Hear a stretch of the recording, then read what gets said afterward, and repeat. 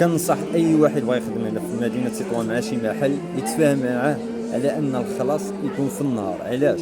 حيت اذا حتى مشيتي ما تفاهمتيش معاه على الخلاصه ولا على الساعات ولا شي حاجه في الخدمه، مشينا معدل معاه في الشهر ولا في الاسبوع، عاد وقف ما يبغيش يخلصك الكارير، يبقى يدي ويجيب فيك. هادشي اللي وقع لي جوج المرات في جوج المحلات في مدينه تطوان.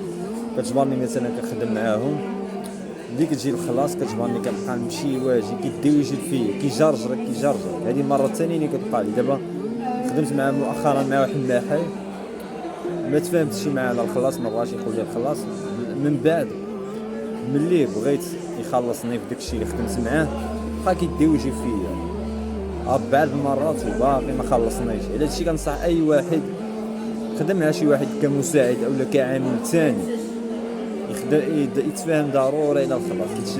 مشى حتى وقف باقي عنده حساب ديالو ما عطاوهلوش، يعني جرجروه بزاف ولا يضطر شي حاجه اخرى. اللهم احسن حاجه تفاهم معاه على الخلاص في النهار.